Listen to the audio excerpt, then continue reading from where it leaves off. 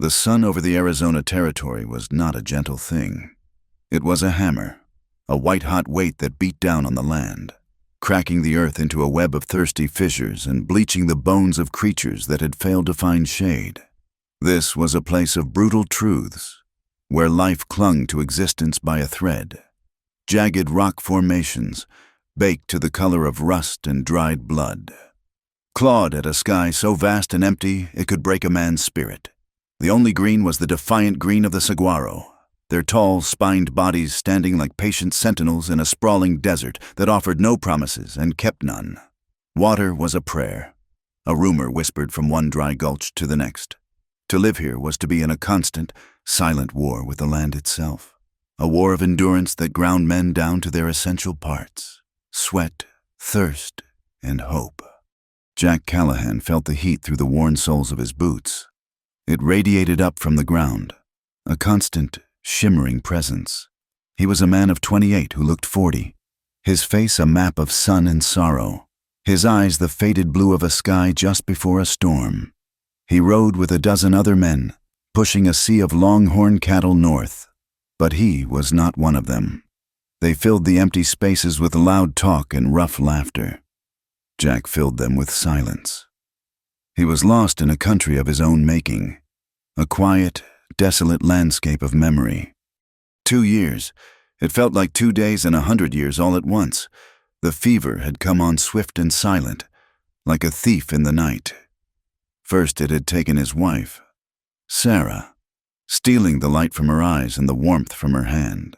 He could still feel the phantom grip of her fingers in his, a memory that ached like a poorly set bone. Then it had taken Emily, his daughter, all of 6 years old. Her laughter had been the sound of wind chimes, and the fever had silenced it, leaving behind a quiet so profound it was its own kind of noise, a constant ringing in his ears. This life on the trail was not a living. It was a penance, a way to keep moving so the grief could not catch up and pull him under for good. In the pocket of his worn denim trousers, his fingers found the familiar shape of a small wooden bird. Its wings were uneven, its body crudely carved, but it was smooth from the constant touch of his hand. Emily had made it for him. Her tongue stuck out in concentration as she whittled the piece of soft pine. It was all he had left of her, of them. It was the heaviest thing he owned. The trail boss, a man named Harker, was carved from the same hard rock as the territory. He was impatient and cruel, with eyes like chips of flint. He drove the herd and the men with a relentless fury, as if he were at war with the very notion of rest. To him, any delay was a weakness, and weakness was a sin. It happened when the sun was at its highest, a merciless white disk in the sky. Jack's horse, a sturdy bay gelding, suddenly stumbled, its leg giving way with a sharp cry of pain. A lame horse, on a drive like this, it was a death sentence. Jack dismounted, running a hand down the animal's trembling leg, feeling the heat and the swelling. "What is it, Callahan?" Harker's voice cut through the air, sharp as a whip. He'd ridden back, his face a mask of irritation. "He's gone lame? Twisted his foreleg in a hole back there." Harker spat a stream of tobacco juice into the dust. "Then he is useless. Leave him." Jack looked up, his own exhaustion making the world swim. "I cannot leave him. We need to rest him. Let him—" "We ain't resting," Harker snarled. "We are behind schedule as it is. You are holding us up." "Just for a day. He is a good horse." "He was a good horse." Another cowboy, a brute named Cole, chimed in with a sneer. "Now he is meat." The injustice of it, the sheer waste, sparked something in Jack's hollow chest. "You cannot just leave him to the buzzards." Harker dismounted, his movements slow and deliberate. He was a big man, thick through the chest and shoulders. "I can, and I will, and if you have a problem with it, you can stay here with him." The threat was plain. For the first time in 2 years, something other than grief moved through Jack. It was a hot, reckless anger. "That is not right." The words were barely out of his mouth before Harker's fist crashed into his jaw. The world exploded in a flash of white light and pain. Jack staggered back, tasting blood, before he could recover. Cole grabbed him from behind, pinning his arms. Harker stepped in close, his breath sour. "You have been a ghost since you signed on. Callahan, worth less than the dirt on my boots. I am tired of carrying you." He hit Jack again, a solid, brutal punch to the gut that drove the air from his lungs. Jack sagged in Cole's grip, gasping. They threw him to the ground. The world became a dizzying blur of dust and kicking boots. He felt a rib crack, a sharp, searing pain that stole what little breath he had left. They took his gun belt, unstrapped the canteen from his saddle, and pulled the reins from his horse, leaving the lame animal to its fate. Harker stood over him, a dark silhouette against the blinding sun. "Enjoy the walk." Then they were gone, riding away, leaving him in a cloud of dust that settled slowly, like a shroud. Jack lay there, broken and bleeding. The merciless sun beginning its work. He had nothing, just the clothes on his back and a small wooden bird in his pocket. Miles away, hidden from the world by a maze of steep canyon walls, was the camp of the Chiricahua Apache. It was a place the sun could not fully conquer. A secret creek, fed by an underground spring, trickled through the canyon floor. A silver ribbon of life that nourished cottonwood trees and thickets of willow. The air here was cooler, filled with the smell of pinyon smoke from the cook fires and the damp, earthy scent of the creek banks. This hidden canyon was their fortress and their sanctuary, a pocket of resilience in the harsh, unforgiving land. Here lived Nita, daughter of the chief, Taza. She sat outside her family's wickiup, grinding dried herbs with a smooth river stone. To a stranger, her blindness would be the first and only thing they saw. Her eyes, the color of dark, polished obsidian, did not track movement. They stared forward into a world of their own. But Nita's world was anything but empty. Her movements were fluid, economical, and certain. She did not need to see the mortar and pestle. She knew them by weight and texture. She did not need to see the camp. She knew it by sound and smell and the feel of the earth beneath her bare feet. She could tell the difference between the heavy tread of a warrior and the lighter, quicker steps of a child. She knew her father's rhythm, the thoughtful, deliberate pace of a leader burdened by the weight of his people. The world came to her through her other senses, senses sharpened by years of darkness into instruments of astonishing precision. She could feel the whisper of a dust storm on the breeze long before the sky changed color, a subtle shift in the air's pressure and taste. But this sharpened awareness brought its own pain. She felt the pity of the other women like a physical touch, a soft, unwanted blanket. She heard their whispers when they thought she was out of earshot, speculating on her uselessness, her bleak future. No warrior would ask to bond with the chief's blind daughter. She was a liability, a symbol of imperfection in a world that demanded strength. Cale made sure she never forgot it. He was a young, ambitious warrior, his strength matched only by his cruelty. He saw Nita as a stain on her father's legacy, an obstacle to his own desire for influence. He missed no opportunity to remind everyone of her flaw. Just that morning, he had stood before her father, his voice loud enough for all to hear. "The girl is of age. Taza, it is time a bond was made. A chief's daughter should not be left to wither." The words were a calculated insult. Cale knew perfectly well that no warrior would have her. His demand was not a suggestion.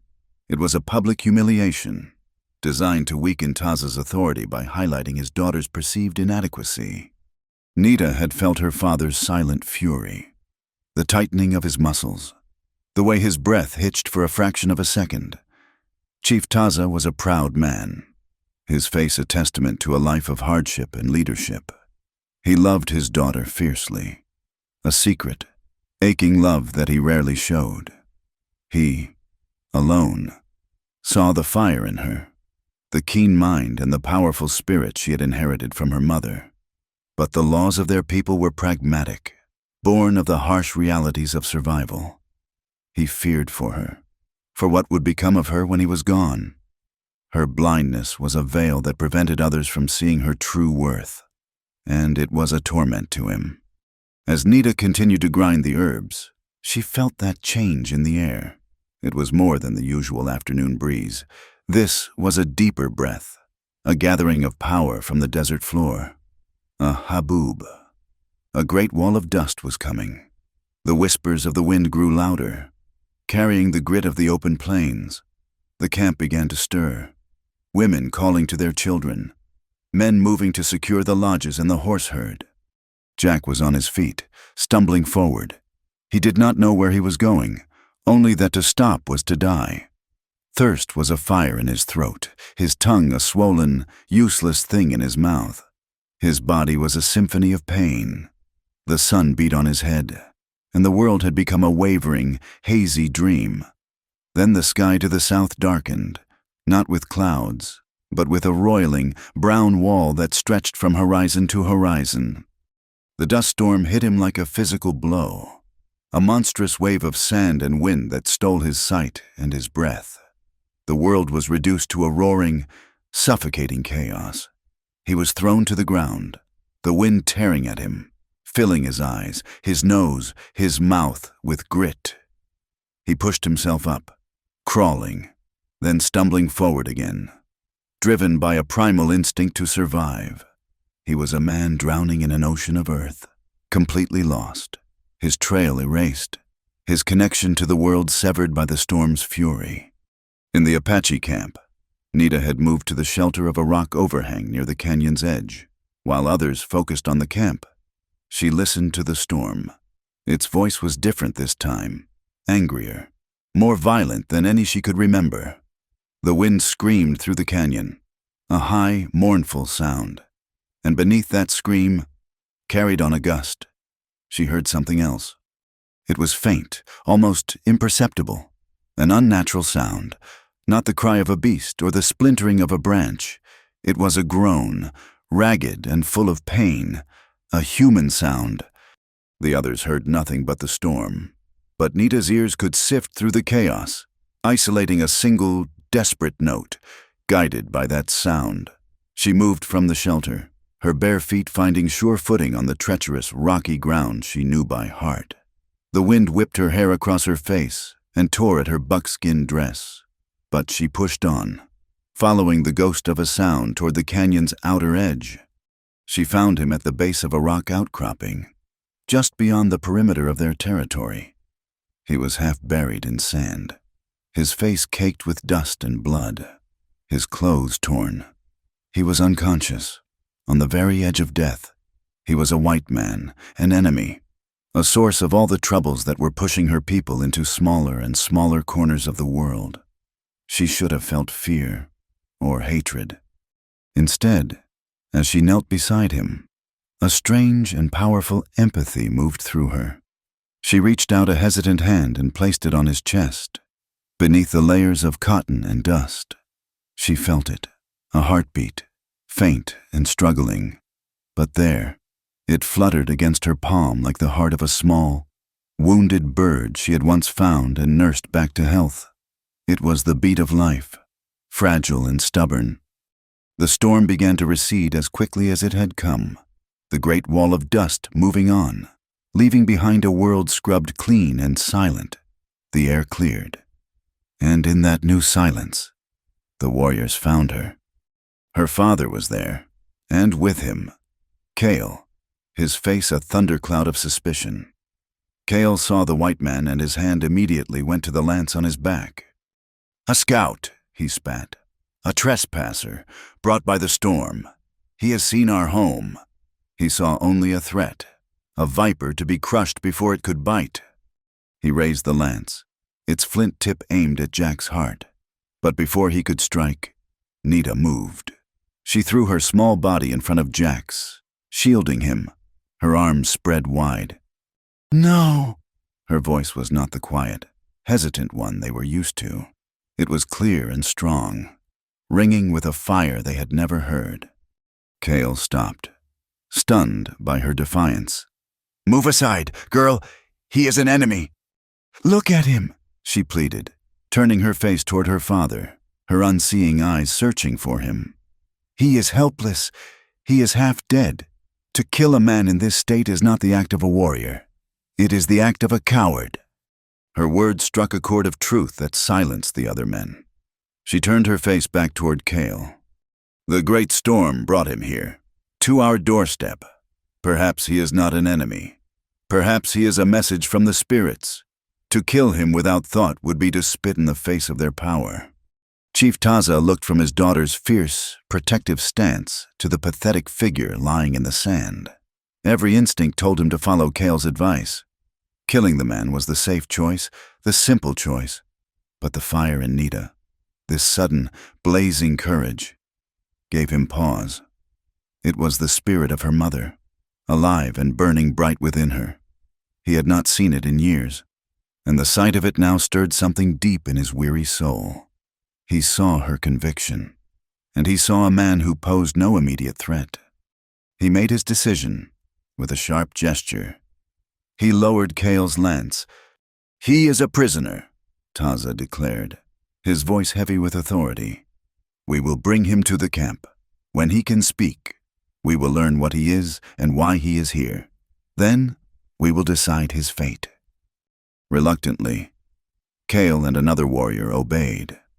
They lifted Jack's limp body, his head lolling back, his arms dragging in the sand. Nita did not move. She stood listening as they carried him into the heart of her world, the sound of their footsteps fading. The storm had passed, but she knew, with a certainty that chilled her to the bone, that a different kind of storm had just begun. Her world, and the world of the dying cowboy, had just become irrevocably, accidentally, intertwined. Consciousness returned not as a sudden light, but as a slow tide of sensation seeping into a vast emptiness. The first thing Jack knew was the smell. It was clean and wild, a mix of crushed sage, sun-baked leather, and something else, something sharp and medicinal. Then came sound, a soft, rhythmic grinding, a stone whispering against another stone. It was a patient, peaceful sound that was at odds with the riot of pain in his body. He forced his eyelids open. They felt as if they were weighted with lead. The world swam into a blurry focus of shadow and light filtering through a latticework of branches. He was in a wickiup, a dome-shaped lodge of bent willow and brush, and she was there.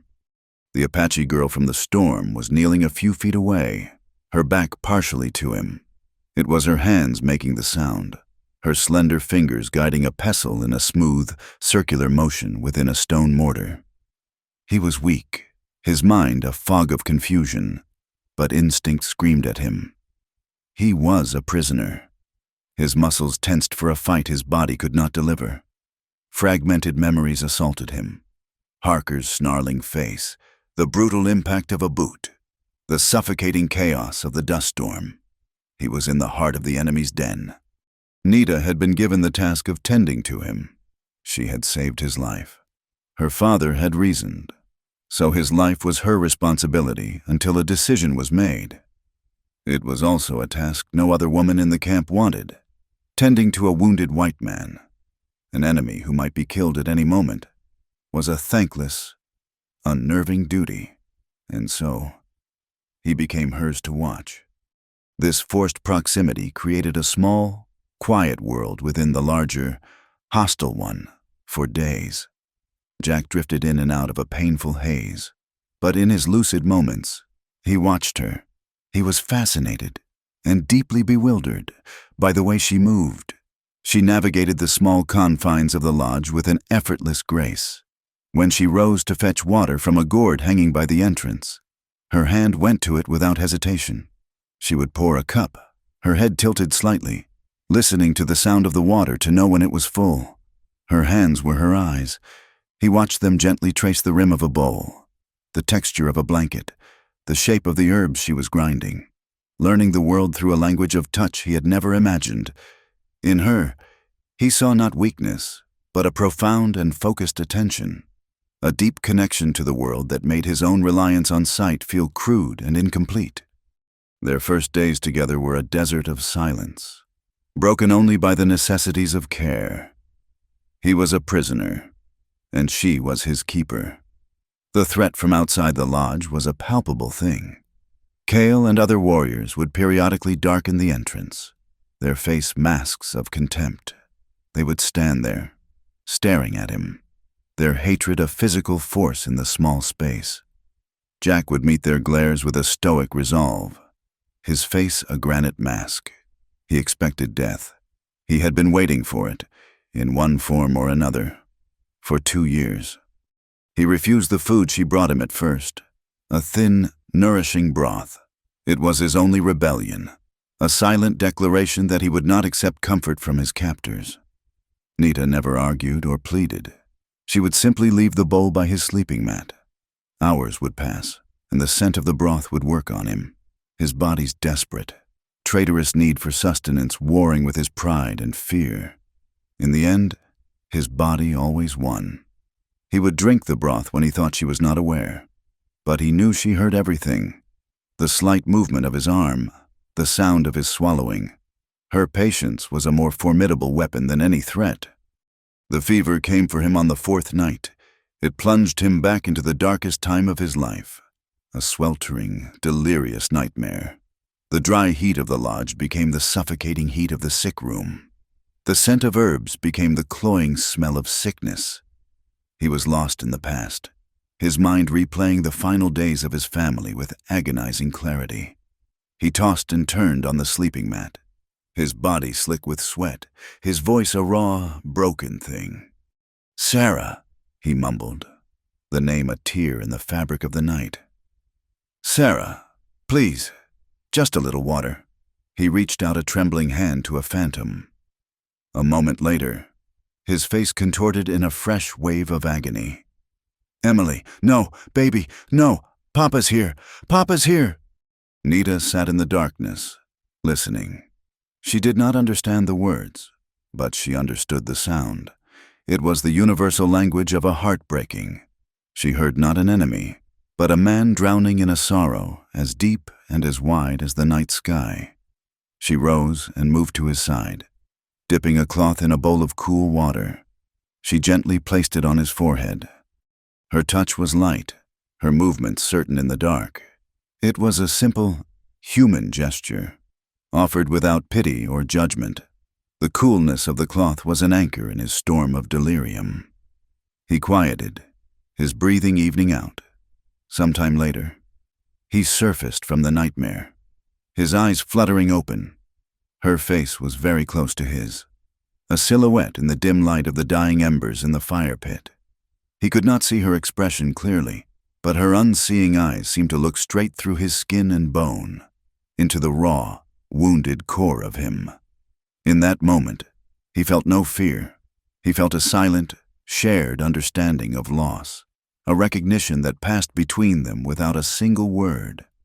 As the fever broke and his strength slowly returned, a fragile bridge began to form across the chasm that separated them. It was built of clumsy gestures and single, hard-won words. He knew a little Spanish from his time in Texas, and she knew a few words from encounters with traders. They began there. "Agua," he would rasp, and she would bring him water. She pointed to herself. "Nita." He touched his own chest. "Jack." He learned the Apache word for the herbs she used on his wounds, for the bread she brought him, for the horse he could sometimes hear whinnying outside. He told her about his own horse, the sturdy bay, using his hands to describe its size, its color. She listened intently, her head tilted, a small, sad frown on her face when he described how it had gone lame. These tiny exchanges were like finding a spring in the middle of the desert. They were life itself, a connection that pushed back against the silence and the hostility that surrounded them. One evening, Jack felt strong enough to push himself to his feet and walk, unsteadily, to the entrance of the lodge. The sun was setting. The world outside the canyon was a spectacle of impossible color. The sky was on fire, a glorious conflagration of fiery orange and molten gold, bleeding at the edges into streaks of deep, bruised purple and the soft, blushing pink of a wild rose. He leaned against the frame of the lodge, watching it, and a wave of profound sadness washed over him. He and Sarah had loved to watch the sunsets from the porch of their small farmhouse. She used to say it was the sky's way of promising that even the hardest days could have a beautiful end. The memory was so sharp, so clear. It felt like a physical blow. Nita came to stand beside him, her presence a quiet ripple in the air. She did not speak for a long time, simply stood there, breathing in the evening air. She could feel the shift in his mood, the sudden weight of sorrow that emanated from him. "It is the end of the day," she said, her voice soft. It was a simple statement of fact. Then she turned her face toward him. "What does it look like?" The question caught him completely by surprise. How do you describe color to someone who has never seen it? He looked from her patient, waiting face to the blazing sky, struggling for words. It looks like the whole sky is on fire," he began, his voice rough with emotion. "But a gentle fire, not a destructive one. The orange it is warm, like the feeling of the sun on your skin in the morning, when it is just rising. And there are streaks of purple, deep and cool, like the color of the water at the bottom of the deepest part of the canyon spring, where the sun never touches." He paused, searching for more. "And above that, there is pink, a soft color, like the inside of a seashell. It is all blending together. It is beautiful and sad." He had not meant to say the last part, but the word escaped him, a truth too heavy to hold back. He found himself pouring out all the grief and longing he had kept locked away, using the sunset as his language. Nita listened without interruption, her face a study in concentration. When he finally fell silent, the sky's fire beginning to fade to ash, she reached out a tentative hand. She did not touch his arm or his shoulder.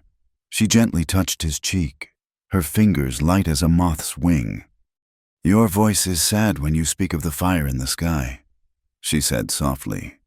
Her insight was so direct, so piercing. It stole his breath. "You are describing a memory." In that moment, Jack felt seen. He felt known in a way he had not since Sarah's death. This blind woman, with her quiet attention and her knowing touch, had looked past his guarded exterior and seen the truth of his heart. It was a connection so profound, so soul-bearing. It transcended sight, language, and the deep divide between their peoples. His desire for her, which began to stir in that instant, was not the simple urge of a lonely man. It was a desperate, aching need for this emotional intimacy, for the sanctuary he found in her understanding. While this fragile bond grew within the confines of the lodge, the world outside was closing in.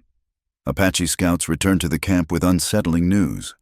They had found new activity at the edges of their territory. More disturbing were the wooden stakes they found driven into the ground near the banks of the river that was the source of their hidden spring. Survey markers. The white men were measuring their land for themselves.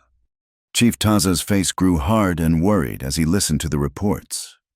Kale seized upon the news, his voice a venomous hiss in the council circle that evening.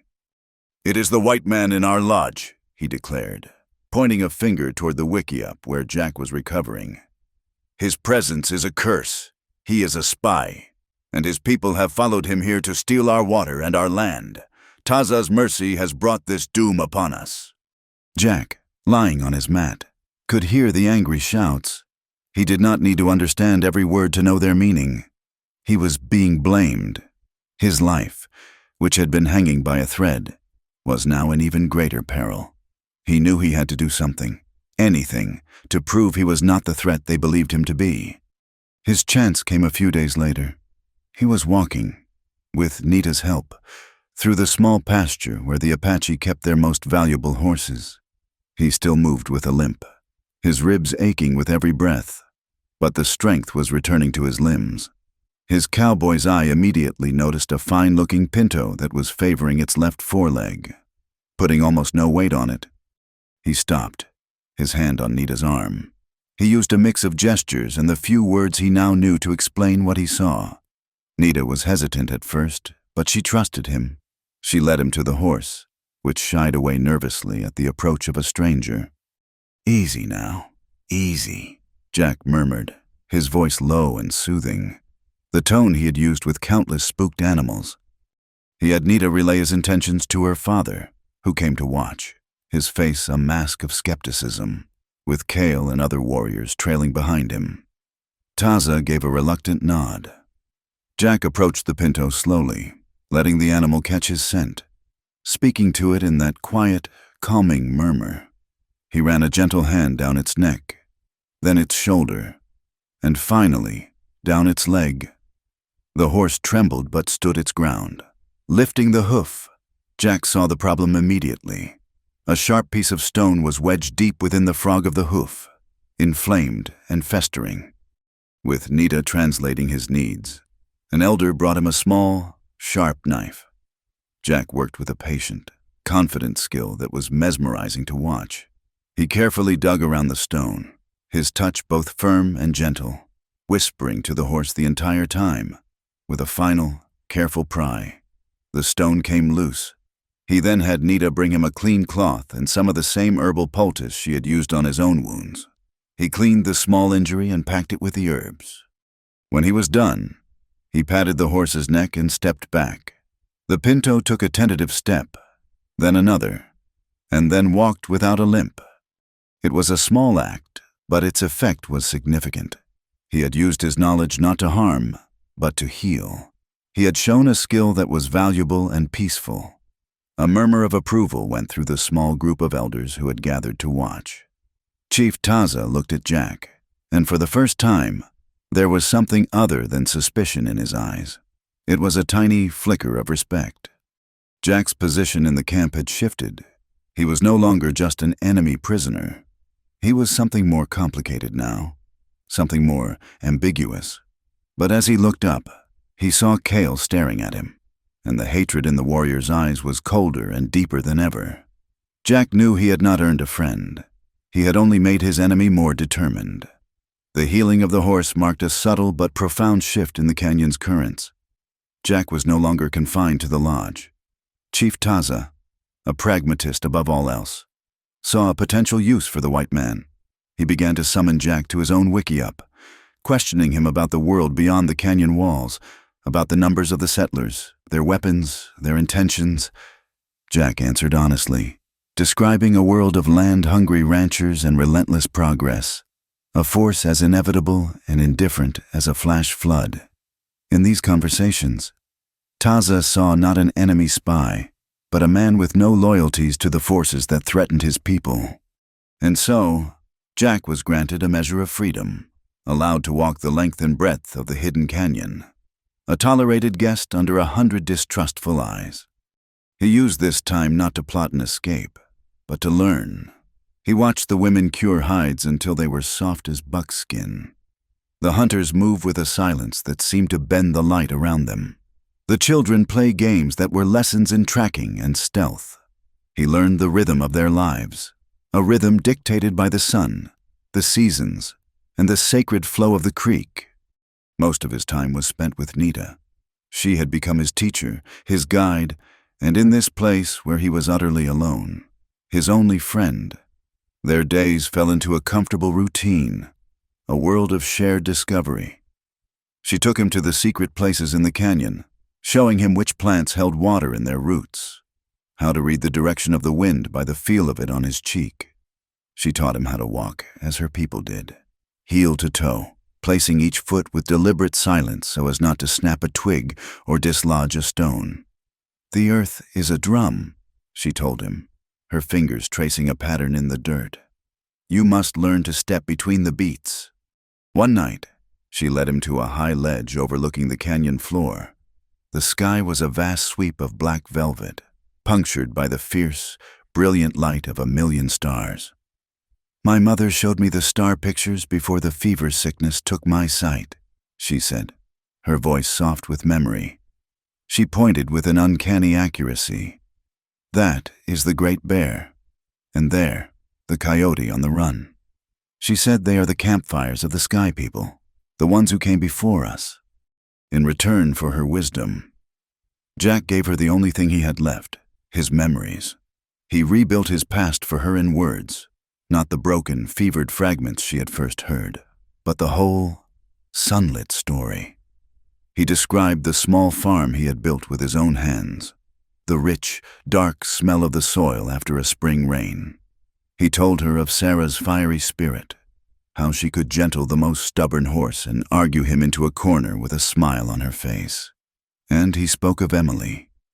He described the impossible softness of her hair, the weight of her small body when she fell asleep in his arms, the sound of her laughter, which he compared to a stream running over smooth stones.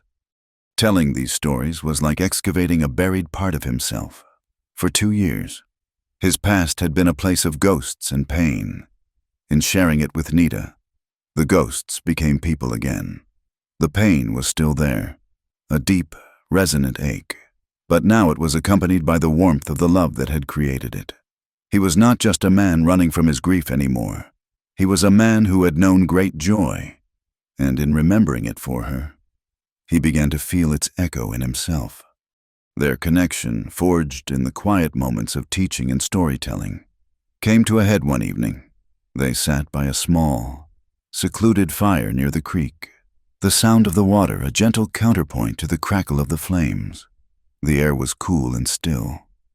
For a long time, neither of them spoke. Then, Nita turned her face to him, her expression serious. "Jack," she said, her use of his name still a small miracle to him. "The night of the fever, you called out names, Sarah, Emily." The question hung in the air between them, as heavy and as intimate as a touch.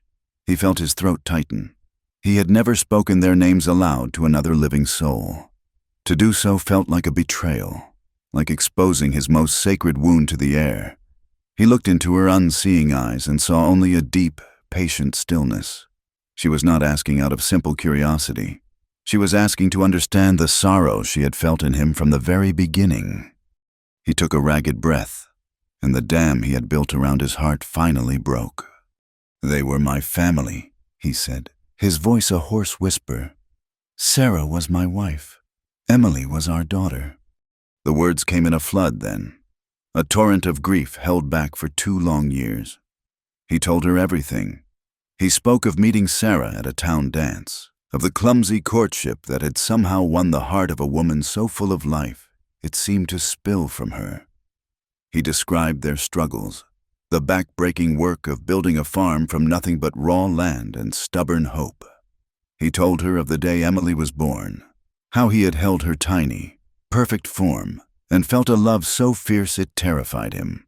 He spoke of her laugh, a sound so pure and infectious it could make the driest summer day feel like a celebration. And then he told her of the fever. He described the helplessness, the uselessness of his own strength as he watched the 2 people who were his entire world consumed by a fire he could not fight. His voice broke, and for the first time since he had buried them, tears streamed down his face. They were hot, bitter tears of rage and loss, carving clean paths through the dust on his cheeks. Nita did not speak. She did not offer the empty, clumsy words of comfort that people use when faced with a grief they cannot comprehend. Instead, she moved closer, the warmth of her body a silent solace. She hesitated for a moment, then reached out a trembling hand. "May I see your face?" she whispered.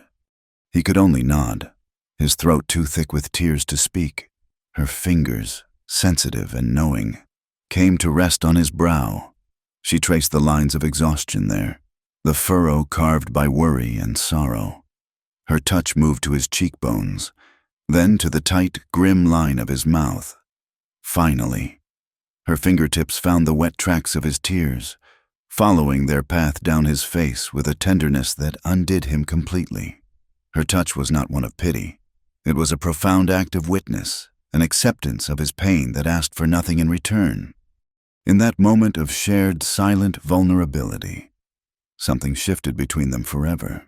The fragile friendship, the growing affection, all of it solidified into a deep, unspoken love. He leaned forward, drawn by an instinct more powerful than reason, and pressed his lips to hers. The kiss was tentative at first, then desperate. It was not a kiss of passion, but of profound, aching need. It was filled with all the pain of his past and all the terrifying, fragile hope for a future he had never thought he would have. It was the meeting of two lonely souls who had found in each other a reason to believe in the light again. It was the first true glimmer of hope in both their lives, a small, warm flame in the vast, surrounding darkness. This growing intimacy did not go unnoticed. Cale watched them from the shadows, his heart a knot of simmering rage. He saw the way Jack looked at her, the way Nita's face would soften when she heard his footsteps. He saw an enemy, a white man, succeeding where he and every other warrior of the tribe had failed. He had offered for her, as a matter of pride, and been quietly refused by Taza. Now this outsider was not only welcomed, but he had reached the untouchable daughter of the chief. Cale's hatred for Jack became inextricably tangled with his contempt for Nita. He saw her blindness as a weakness, a flaw in the bloodline. Now, he believed, she was using some kind of dark, womanly magic to bewitch the white man, to bind him to her. He began to spread whispers through the camp, dark rumors that their unnatural bond was a bad omen, an affront to the spirits that would bring ruin upon them all. And it seemed the spirits were listening. The external pressure on the tribe intensified. The man behind the survey markers, a ruthless cattle baron named Silas Croft, began to show his hand. Croft was a man who believed the world was his for the taking, that his ambition was a holy writ, a license for theft and violence. The Apache were merely an obstacle, a temporary inconvenience in his path to controlling the entire region. Their hidden spring was the key. With it, he would hold a monopoly on water, the true gold of the territory. His men grew bolder. They were led by a familiar face, Harker, the trail boss who had left Jack for dead. They rode closer to the canyon, their presence a constant, low-grade threat. They deliberately spooked game from Apache hunting grounds, and on 2 occasions, they harassed hunting parties, firing their rifles over the heads of the warriors in a brazen act of intimidation. Fear and anger began to coil in the heart of the camp like a cornered rattlesnake. The act that sealed Jack and Nita's fate in the eyes of the tribe happened on a bright, hot afternoon. Nita was near the upper edge of the canyon, gathering a specific type of root that grew only in the thin soil near the rim. She was humming softly to herself, her hands expertly sifting through the earth. She did not hear the soft padding of the paws until it was too late. A mountain lion, driven from its usual territory by Croft's riders, had been cornered against the canyon wall. It saw Nita as a threat, its fear turning to aggression. With a scream that echoed off the rocks, it sprang. Jack had been nearby, watching over her from a distance as he often did. He heard the scream and saw the flash of tawny fur. There was no time to think. He let out a yell, a raw, desperate sound to draw the animal's attention. He had no weapon, not even a knife. The cougar paused in its attack, turning its snarling face toward him. His eyes darted around, assessing the terrain. Above the cat, the rock face was fractured and unstable, littered with loose scree. An idea, born of desperation, flashed in his mind. He scrambled up a small outcrop, grabbing at a large, precariously balanced rock. He threw all his weight against it. It teetered, then gave way, starting a small avalanche of stones and gravel. The rock slide was not aimed at the cat, but just beyond it, cutting off its path to Nita. The mountain lion, terrified by the sudden roar of tumbling rocks, abandoned its attack and fled along the canyon rim. As the last of the stones cascaded down, Jack threw himself in front of Nita, shielding her with his body, his arms wrapped around her as dust and pebbles rained down around them. The entire event had taken less than a minute. When the dust settled, warriors who had heard the commotion, including Chief Taza and an enraged Cale, arrived on the scene. They saw Jack standing protectively over the chief's daughter, his body a shield, his face grim with determination. The meaning of the act was immediate and undeniable. In the eyes of the Apache, a man who offered his body to protect another, especially a woman, had forged a powerful, unspoken bond. He had publicly claimed responsibility for her safety. He had chosen her. Taza looked at the scene, his face a mixture of shock, pride, and deep apprehension. He saw the honor in the white man's selfless act. Kale, however, saw only a detestable alliance, an enemy wrapping himself around their most vulnerable member. But the act had been witnessed. The tribe, whether they approved or not, was now forced to see Jack and Nita as a single unit. This new reality drove Kale over the edge. Consumed by jealousy and a desperate need to prove Jack a traitor, he made a fatal decision. He gathered a small band of young, hot-headed warriors, telling them they would scout the white man's ranch, that he would find the proof of Jack's treachery himself. It was an unauthorized, reckless plan, a direct defiance of Taza's counsel for caution. They rode too close to Croft's land, a clumsy, noisy approach that was easily detected. Harker and a dozen of Croft's men were waiting for them in a narrow, rocky pass. It was an ambush. The air exploded with gunfire. Among Kale's party was an elder named Heron, a wise and respected man who was Taza's oldest and dearest friend. He had gone along only to try and temper the young warrior's recklessness. He was one of the first to fall, his chest torn apart by a rifle slug. The ambush was a slaughter. Only Kale and 2 others managed to escape the kill box, riding for their lives back to the canyon. Kale arrived in a storm of dust and panic, his face pale with fear, his hands stained with the blood of his comrades. He threw himself from his horse and staggered into the center of the camp, where Taza was just hearing the news. He did not confess his failure. He did not admit his recklessness. Instead, he lied. "A trap!" he screamed, his voice cracking with feigned grief and rage. "They knew we were coming. It was a planned attack." He staggered forward and pointed a bloody, trembling finger directly at Jack, who had come running at the sounds of the commotion. "He told them. The white man is a traitor. He gave away our position to his friends. Geron is dead because of him." The name of the beloved elder struck the camp like a bolt of lightning. A collective wail of grief rose from the people. That grief, sharp and terrible, instantly curdled into a white-hot rage. All the fear, all the suspicion, all the hatred for the encroaching world found a single, convenient target. The fragile trust Jack had built, the respect he had earned, the love he had found, it all shattered into a million pieces in that single, devastating moment. The camp exploded. The moment Kale's accusation struck the air, the deep, keening sound of mourning was consumed by a roar of pure rage. It was a single, monstrous voice rising from the tribe, a sound of grief that had found its target. Warriors brandished their weapons, their faces contorted with a thirst for immediate, violent vengeance.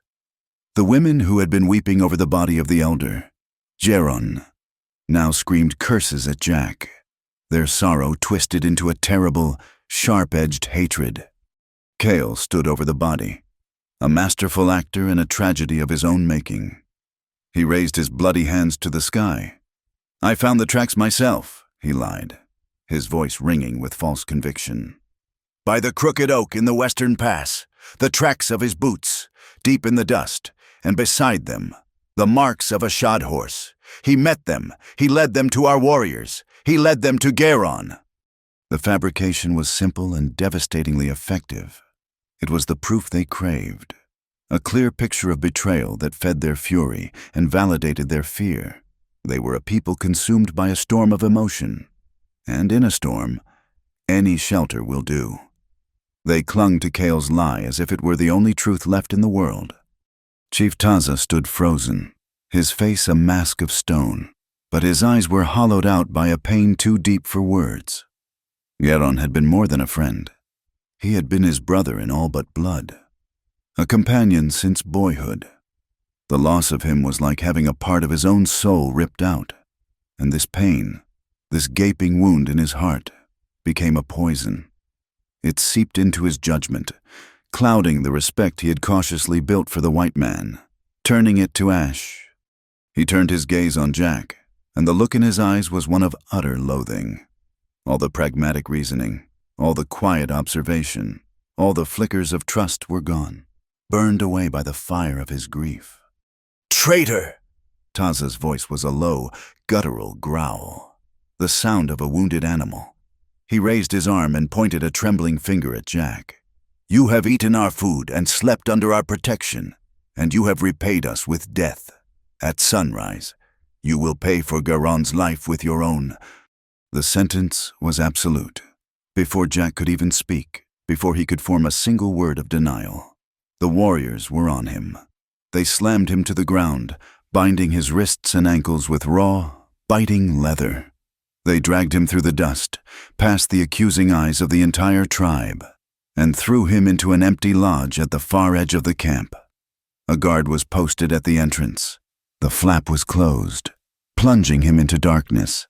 The weight of the accusation, the sheer, impossible injustice of it, was more crushing than any physical blow. But his deepest despair was not for his own life. It was the sickening certainty that Nita, the one person who had seen his soul, now believed he was a monster. Nita was in her family's wickiup, a prisoner in her own home. Two women loyal to Cale sat just outside the entrance, their presence a silent, unmoving wall. She had heard her father's judgment, had heard the collective roar of the tribe. The sound had struck her with the force of a physical blow, leaving her breathless and shaking. Her world, which had just begun to fill with a fragile light, had been plunged into an absolute, terrifying darkness. She was devastated, her heart torn in two. On one side was the unwavering, furious conviction of her entire people, of her own father. On the other was the quiet, deep-seated belief in Jack's goodness. She sat on her sleeping mat, her hands clenched in her lap, and forced her mind to be still. She replayed every moment they had shared, sifting through them not for what she had seen, but for what she had felt, what she had heard, what she had known. She remembered the sound of his heartbeat on that first day, faint and struggling, but steady. It was the rhythm of a fighter, not a deceiver. She remembered the scent that clung to him, a mix of trail dust, sweat, and a profound, bone-deep sorrow. There had been no trace of the sour smell of deceit or malice. She remembered the night by the fire, the feel of his tears on his face as he spoke of his lost family. No man could fabricate such a grief. It was a truth she had felt on her own fingertips. Her senses, the instruments she had trusted her entire life, told her a story that was a world away from the one Cale was telling. Her senses told her that Jack Callahan was an honest man, a man broken by loss but not by hatred. And as she sat there in the enforced silence, a new feeling began to burn through the shock and the sorrow. It was anger, a cold, clear anger at Cale's malice, at her father's blind grief, at her people's willingness to be led by their rage. In that moment, the timid, pitied girl she had been raised to be died. In her place, a woman of fierce, unshakable resolve was born. She was fueled by a love that had become her truth, and a desperate need for a justice that no one else would seek. She knew, with chilling certainty, that to do nothing was to be complicit in a murder. To remain passive was to let Cale win, to let a lie triumph over the truth. She had to act. Her mind, sharp and focused, began to work, drawing on her intimate sensory map of the camp, on her knowledge of its routines, its rhythms, its sleeping sounds. She began to form a plan. The night before the execution was the longest of Jack's life. He sat in the suffocating darkness of the lodge, his wrists and ankles aching from the bite of the rawhide. Time ceased to have meaning. There was only the waiting. The faces of his lost family swam in the blackness before him, their eyes full of a distant sorrow. He had thought he had lost everything when he buried them. He had been wrong. He had found a glimmer of hope with Nita, a reason to feel the sun on his face again. And now that had been stolen from him, too. His life felt like a cruel, repeating cycle of loss, a circle from which there was no escape. Death, when it came at sunrise, would be a release. The thought brought him no comfort. only a profound and bottomless despair. In the deepest hour of the night, when the camp was at its quietest, Nita slipped from her wickiup. The two guards, confident in their prisoner, were dozing. She moved with a silence that was less a skill and more a part of her very being. She was a shadow among shadows. She made her way to the small, well-tended corral where the tribe kept its most prized horses, the swift ponies used for hunting and raiding, moving with a calm deliberation. She unlatched the gate and, with a series of soft clicks and whispers, urged two of the restless animals out into the open. A sharp slap on their rumps sent them galloping wildly through the far side of the camp.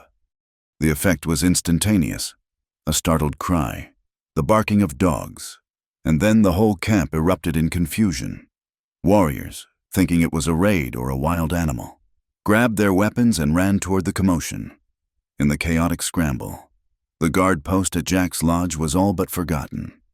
Nita slipped through the confusion, a ghost in the whirlwind. She reached the lodge to find a single, elderly guard left behind, a man named Tana. He was peering into the darkness, trying to make sense of the noise. Tana, Nita's voice was soft but firm. He started, surprised by her sudden appearance. Nita, you should not be here. My father sent me, she lied, her voice even and calm. He wishes me to question the prisoner one last time, to see if he will confess his betrayal before the sun rises. The old warrior hesitated. It was an unusual request, but she was the chief's daughter, and her tone held a quiet authority. He nodded slowly and pulled back the flap. Be quick. Jack looked up as she slipped inside, his heart stopping in his chest. For a moment, he thought she was a phantom, another ghost come to haunt his final hours. She moved toward him, and he could smell the familiar scent of sage and clean earth that always clung to her. Nita, he whispered, his voice cracking. I am here, she breathed. They told me. They said you believed them, he managed to say, the words thick with all the pain of his assumed betrayal. She was kneeling in front of him now. Her hands found his face in the absolute darkness, her touch both a question and an answer. I never believed them, she replied, her voice fierce and low. I feel your truth. Jack. There was no time for anything more. She pulled a small, sharp flint knife from a sheath hidden in her dress. It was the knife she used for trimming herbs, for cutting thread. Now, it was the instrument of his freedom. She began to saw at the thick rawhide bonds on his wrists. The work was slow, agonizing. Every scrape of the flint seemed to echo in the silent lodge. Finally, the bonds parted. He rubbed his wrists, trying to bring life back to his numb hands, while she worked on the ropes at his ankles. When he was free, he stood, unsteady in the darkness. We must go, she whispered, taking his hand. Stay close. Do not make a sound. Their escape was a nightmare of tension. Nita led him from the lodge into the lingering confusion of the camp, and then away, toward the sheer canyon walls. She moved with an unnerving confidence, her bare feet seeming to know the location of every rock and root. It was a complete reversal of their roles. He was the one who was blind now, stumbling in a darkness his eyes could not penetrate, completely dependent on her. She led him not on the main path, but on a treacherous, winding goat trail that scaled the side of the canyon, a path known only to the children who played there. Every snapping twig under his clumsy boots sounded like a gunshot. Every dislodged pebble that skittered into the darkness below felt like an announcement of their flight. They reached the top, the edge of the Apache territory. Below them, the canyon was a pool of darkness. Before them, the open desert stretched out, bathed in the pale, pre-dawn light of a sliver of moon. Their farewell was a moment of heartbreaking desperation. Come with me, he begged, his hands gripping her arms. Nita, please, there is nothing for you back there now but their anger. Come with me. She reached up and touched his face, her expression full of a sorrow that mirrored his own. I cannot, she said. My place is here. These are my people. Even in their blindness, they are all I have. She leaned closer, her voice dropping to an urgent whisper. You must live, Jack. You must survive and find a way to show them the truth. Find the men who killed Huron and expose their lies. You must be my eyes to the world beyond this canyon. Go see for me. Before he could argue, she pulled his head down and kissed him. A final, desperate kiss that was both a farewell and a promise. It was full of love and fear and the bitter taste of an impossible choice. Then she pushed him gently away. Go, now, before the sun finds you! He hesitated for a second, his heart tearing in his chest. Then he turned and slipped away into the gray wilderness, a fugitive with a new and terrible purpose. Nita stood and listened until the sound of his footsteps faded into nothing. Then, with a shattered heart, she made her way back down the treacherous path to face the consequences of what she had done. The next morning, the discovery of Jack's escape sent a fresh shockwave of fury through the camp.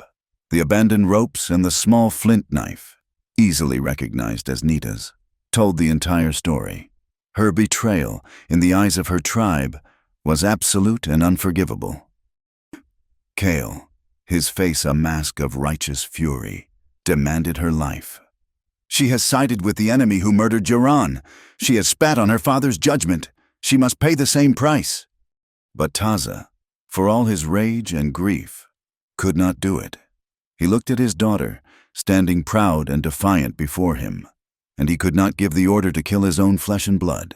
Instead, he pronounced a sentence that was, in many ways, crueler. You are no longer my daughter, he declared, his voice cold and dead. You have no name. You are a ghost to this tribe. No one will speak to you. No one will help you. No one will see you. You are dead to us. Her ostracization was complete. She became an invisible presence in her own home, a ghost moving through a world that refused to acknowledge her existence. She was utterly alone, her only hope a single, unarmed man lost in the vast, unforgiving desert. Jack, meanwhile, was fighting for his life.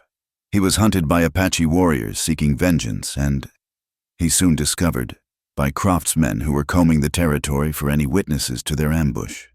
He was alone, but he was not helpless. He lived off the land, using the skills Nita had taught him.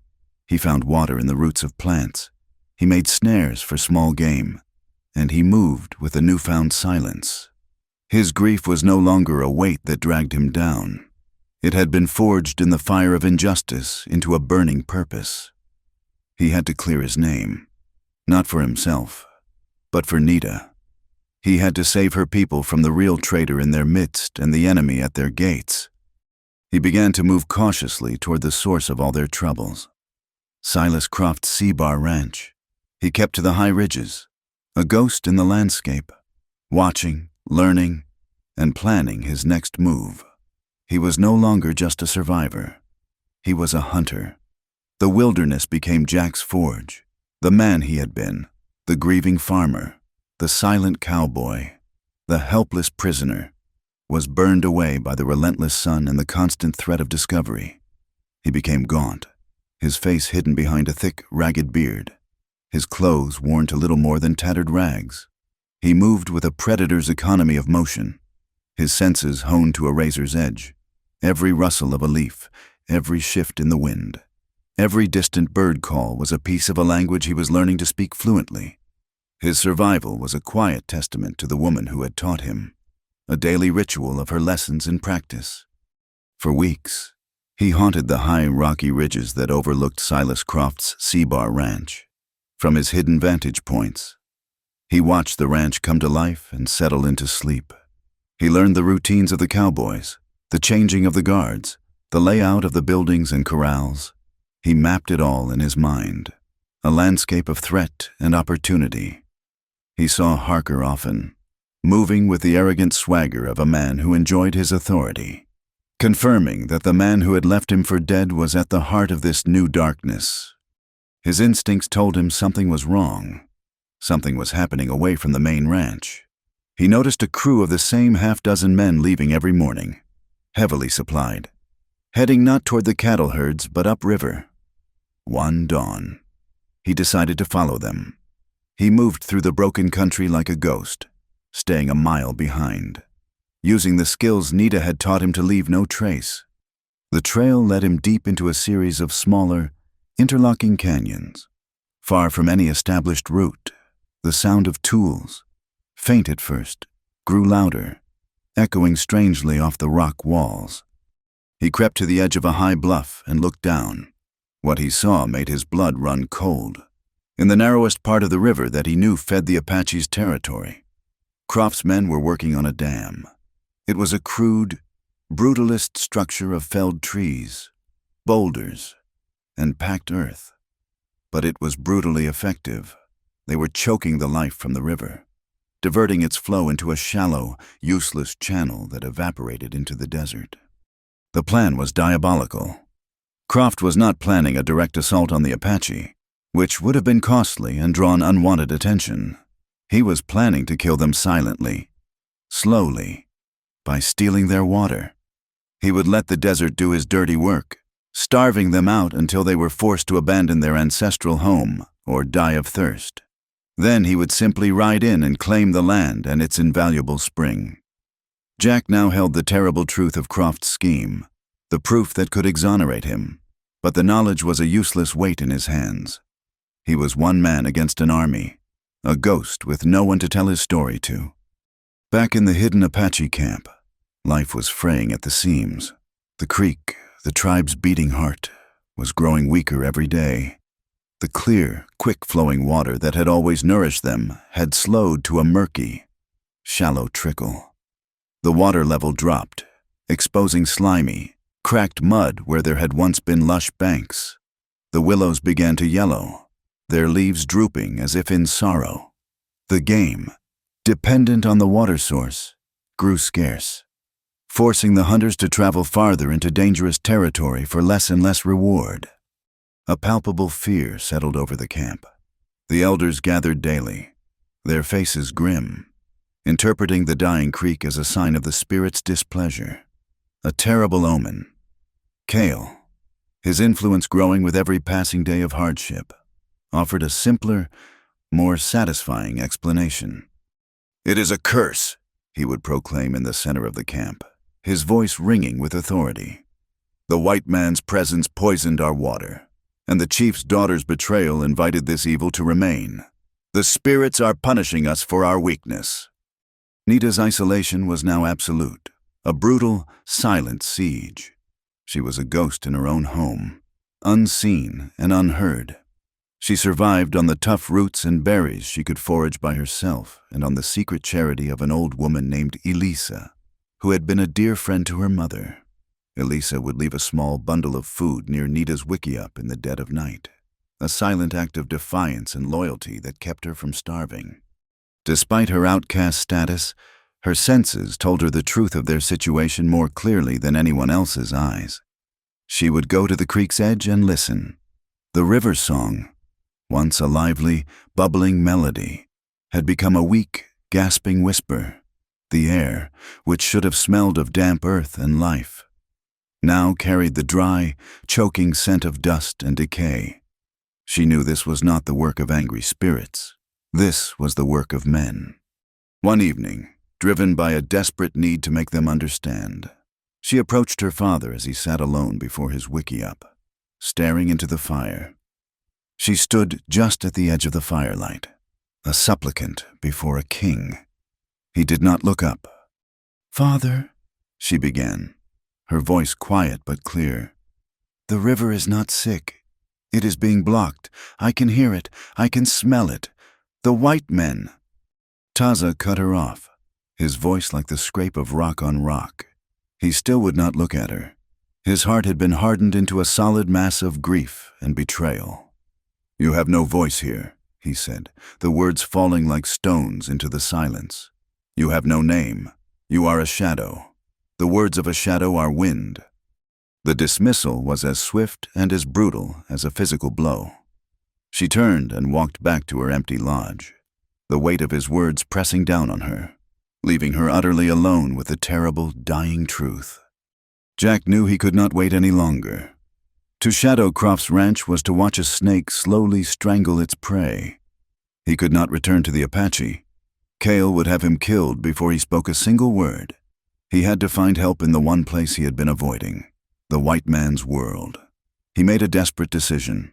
He would travel to the nearest town, a dusty, sun-baked outpost of civilization called Redemption. The journey took him 2 days on foot. Entering the town was a risk. He was a haggard, wild-looking man who would draw immediate attention. Every face he saw could be a friend of Croft's, every glance a potential threat. He was seeking the one man in town who might listen, a man whose reputation was a complicated mix of cynicism and stubborn duty. Marshal Elias Thorne. Thorne's office was a small, cluttered room that smelled of stale coffee, cheap cigars, and old paper. The marshal himself was a man in his 50s, with a weary, bloodhound face and eyes that had seen too much of the worst parts of human nature. He was a veteran of the Civil War, and the experience had scoured all the optimism out of him, leaving behind a grudging, bone-deep sense of justice.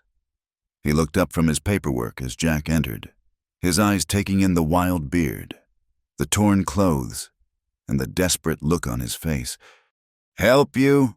Thorne's voice was flat, uninterested. "Marshal, my name is Jack Callahan. I need to report a crime." Thorne leaned back in his chair, the wood groaning in protest. "Son, in this territory, that is like reporting that the sun is hot. Be specific." Jack's plea came out in a torrent. He told Thorne everything he had seen, his voice passionate and urgent. He described Silas Croft, the Seabar Ranch, and the ambush that had killed the Apache elder. Thorne held up a hand, stopping him. "Hold on. You're talking about that Apache raid. Croft's version is he was defending his property from savages." His tone was dismissive. He had little sympathy for the Apache and even less interest in getting involved in what he considered a simple land dispute between a powerful rancher and a dying tribe. "It was not a raid. It was an ambush," Jack insisted. "And that is not the crime. He is killing them all, right now, without firing a shot.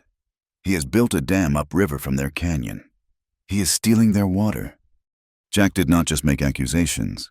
He gave facts. He described the exact location of the illegal dam in the northern canyons. He told him the number of men working on it. He gave him the name of the foreman. "Harker," he said, and the name made Thorne's eyes narrow slightly. "A trail boss, a big man, cruel." Thorne grunted. He knew of Harker.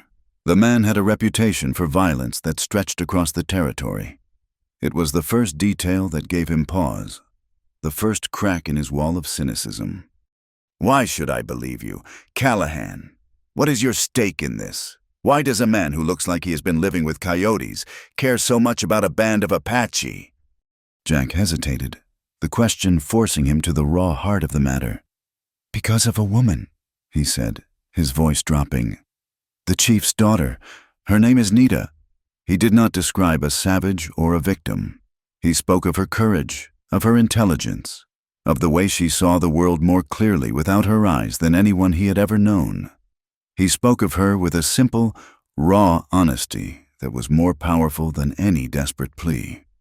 His conviction, combined with the sheer detail of his report, finally broke through the marshal's weary skepticism.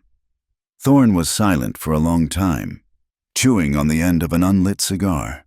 He looked at the passion in Jack's eyes, a fire he had not seen in a man for a long time.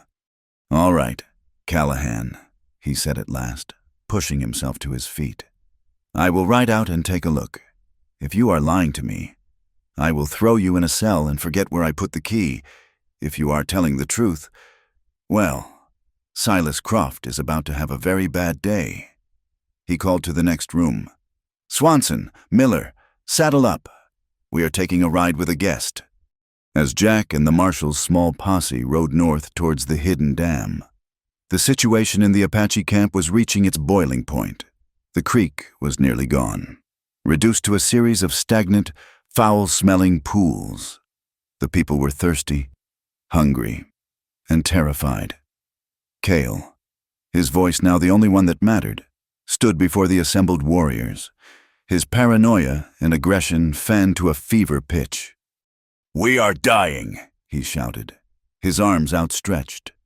"Taza's caution has brought us to this. While we wait, the spirits abandon us. The only answer is to strike. We will raid the white man's ranch, take back our honor, and appease the spirits with the blood of our enemies. It is the only way." He defied Chief Taza's final pleas for caution. Taza looked at the faces of his warriors, saw their desperation, and knew his authority was gone. He was faced with an impossible choice: lead a suicidal raid he knew was a fatal mistake, or step aside and watch his tribe descend into a civil war of its own making. With a heart heavy as stone, he gave his consent.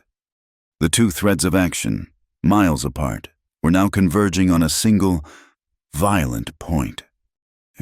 Jack Thorne and the two deputies arrived at the ridge overlooking the dam site. The scene was just as Jack had described. Croft's men were working below, strengthening their illegal structure. "Well, I will be," Thorne muttered, pulling the rifle from his saddle scabbard. "Looks like you were telling the truth. Callahan." He turned to his men. "Let's go serve a warrant." They started down the slope. One of Croft's men, posted as a lookout, saw them. A warning shot rang out, and the canyon erupted in a cacophony of gunfire. The tense standoff was over.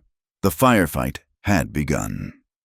Jack, taking cover behind a rock, used his intimate knowledge of the terrain to point out the workers' positions, his voice a calm guide in the storm of bullets.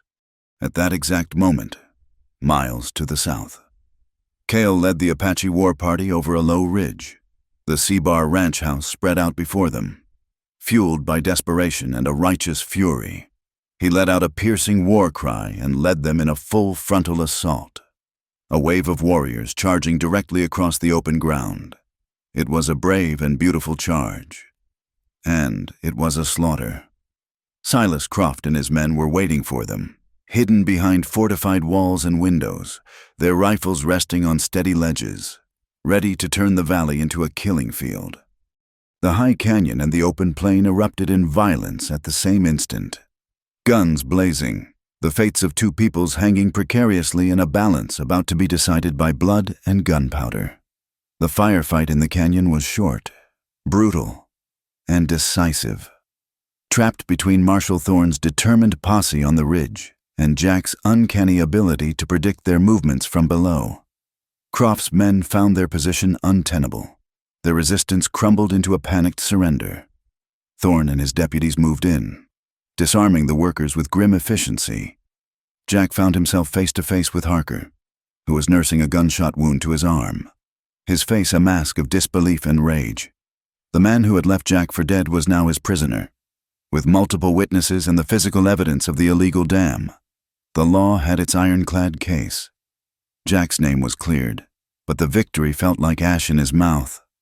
Over the ringing in his ears, he could hear it, a steady, heavy roll of gunfire from miles to the south, a sound like a drumbeat, signaling a massacre. The scene at the C-Bar ranch was a vision from hell. Cale's desperate, reckless charge had broken against the fortified ranch house like a wave against a rock wall.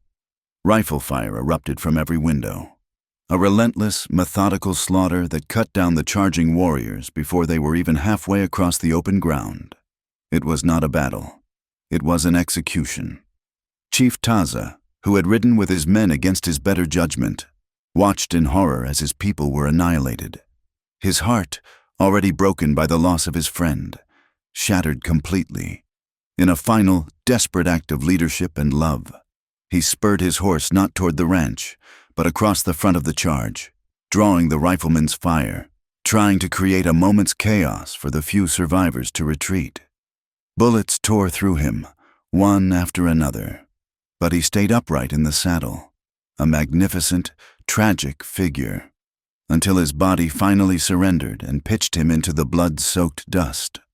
On the porch of his ranch house, Silas Croft watched the last of the Apache warriors fall or flee, a thin, satisfied smile on his face.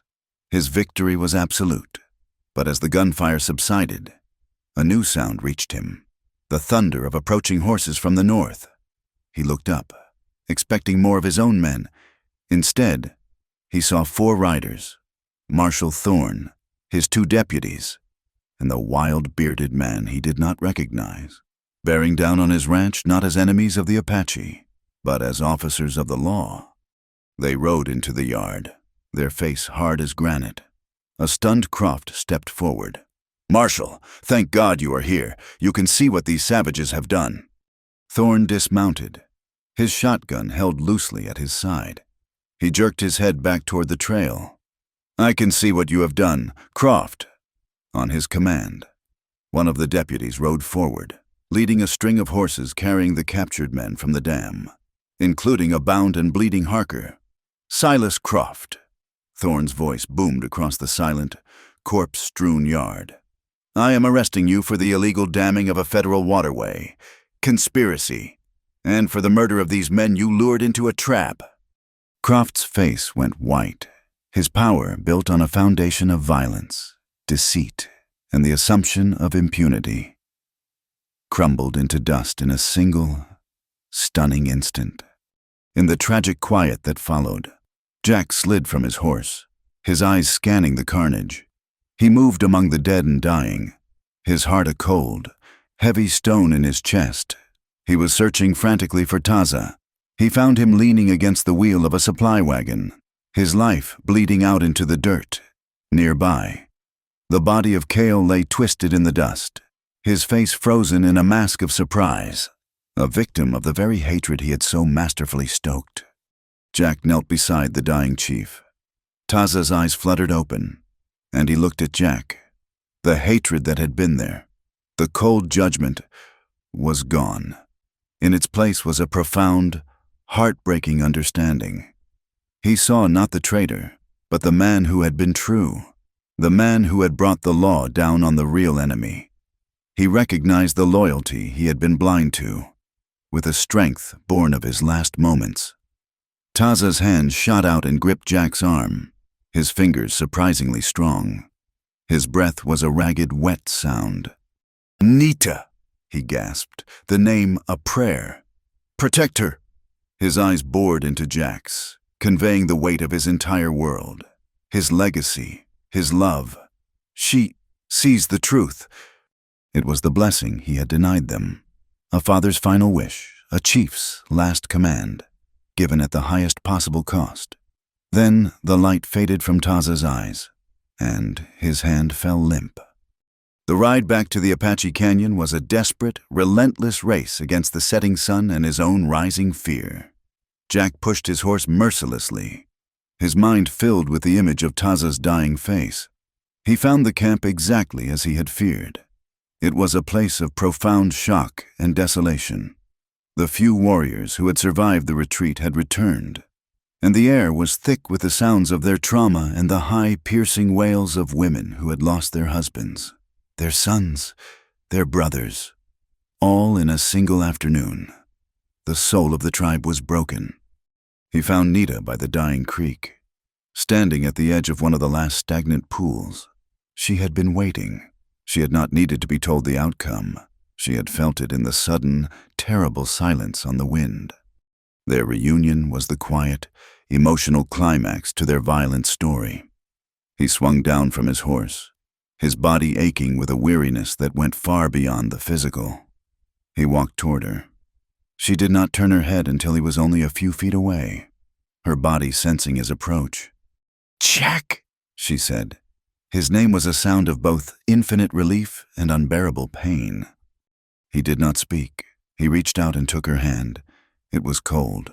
She brought his hand to her cheek, holding it there, her skin feeling the grit of the trail and the faint, acrid smell of gunpowder that clung to him. Then, with her free hand, she reached up to his face. Her fingers, ever so gentle, traced the new lines of exhaustion around his eyes, the grim set of his jaw, the sorrow that was now a permanent part of him. In that single, silent touch, everything was conveyed. His innocence, her unwavering faith, the immense, shared tragedy that now surrounded them. No words were needed. No words would have been enough. He pulled her into an embrace, and they held each other. Two survivors clinging to the only solid ground left in a world that had been washed away by a flood of violence and grief. The resolution was not a fairy tale. Silas Croft and his men would face the white man's justice. But the Chiricahua Apache were decimated. Their proud chief was gone, and with him, a generation of their strongest warriors. Their future was a long, uncertain road shrouded in mist. But the immediate threat was gone. Marshal Thorne's men destroyed the dam, and within days, the creek began to flow again. A weak but steady trickle of life returning to the canyon. The scars on the tribe, however, would remain forever. Nita, no longer an outcast, became the quiet center of her broken people.